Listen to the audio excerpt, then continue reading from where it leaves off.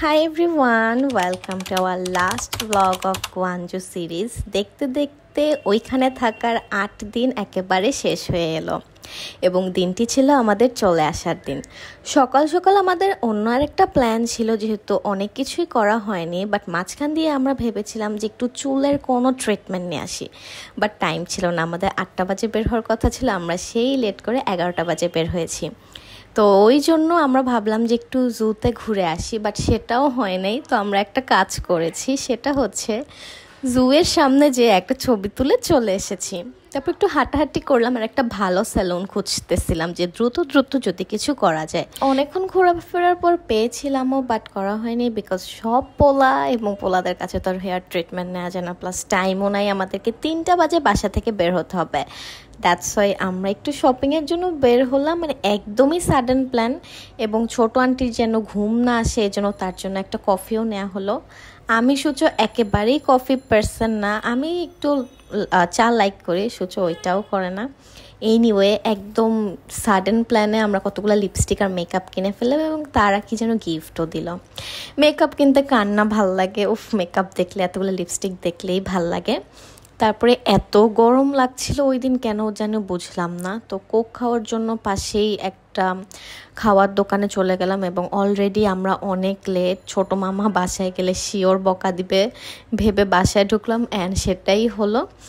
তারপরে গাট্টি বচকা নিয়ে আমরা বের হয়ে গেলাম এবং বের হওয়ার টাইমে আমার সিরিয়াসলি মন খারাপ ছিল যে আরও কয়েকটা দিন যদি বাড়ানো যেত, বাট পসিবল না, কারণ আমাদের অলরেডি ক্লাস শুরু হয়ে গিয়েছিল আর আমরা অলরেডি 3-4 দিন ক্লাস মিসও দিয়েছি। নর্থ সাউথে তো আবার ক্লাস মিস দেওয়া পাপ স্বরূপ, কারণ অ্যাটেন্ডেন্সের 5 মার্কস লাগবেই লাগবে। যাই হোক, আমাদের যখন সেমিস্টার ব্রেক ছিল তখনই যাওয়ার অনেক ইচ্ছে ছিল অ্যাজ 15 দিন ব্রেক, কিন্তু ভিসার ইস্যুজের জন্য আর যাওয়া হয়ে ওঠেনি। সো ভাবলাম পূজার ছুটিতেই যাই, তো ঘুরেও চলে আসলাম। তো ওই দিন এত লাগেজ টানা হয়েছে, আমি আমার লাইফেও এত লাগেজ টানি নাই।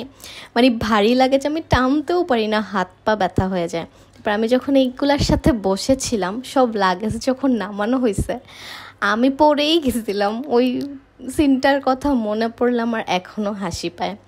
তো আমাদের ওয়েট এতই বেশি ছিল, আমাদেরকে অনেকগুলো ফল নামায় রেখে আসতে হয়েছে।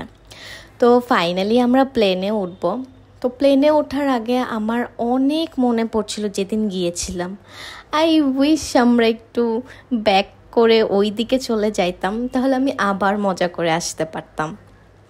তো প্লেনে উঠে আমি 3টা মুভি দেখছি। মুভি দেখার টাইমে খাবারও চলে আসছে। ফার্স্টে ওপেনহাইমার ছাড়ছিলাম, বাট ওটা তো অনেক বোরিং একটা মুভি। তো এরপরে টাইটানিক দেখলাম আছে।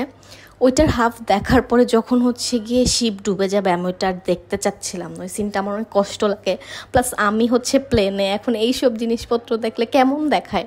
তারপরে দেখলাম যে 12th ফেল মুভিটা আছে, তো রিওয়াচ দিলাম। ওইটা হাফ দেখতে দেখতেই আমরা বাংলাদেশে পৌঁছে গেলাম। আলহামদুলিল্লাহ জার্নিটা অনেক ভালো ছিল, যদিও একটু প্লেন ঝাঁকুঝুঁকিতে সূর্য একটু ভয় পেয়েছিল, বাট আলহামদুলিল্লাহ আমরা সেফলি ল্যান্ড করেছি। তো আসার সময় আমার আম্মু অনেক হ্যাপি ছিল, পাক্কা 9 দিন পরে তাকে দেখবো, তাদের ওয়ার্ম ওয়েলকামে। তো আমি অনেক হ্যাপি ছিলাম এবং বাসায় এসে কখন বাসার খাবার খাবো। ওইখানে কিন্তু ভাতের প্রবলেম হয় না, স্টিল বাসার খাবার তো বাসার খাবারই। ওই যে আমার আম্মু কতটা হ্যাপি, মাশাল্লাহ সবাই দেখো।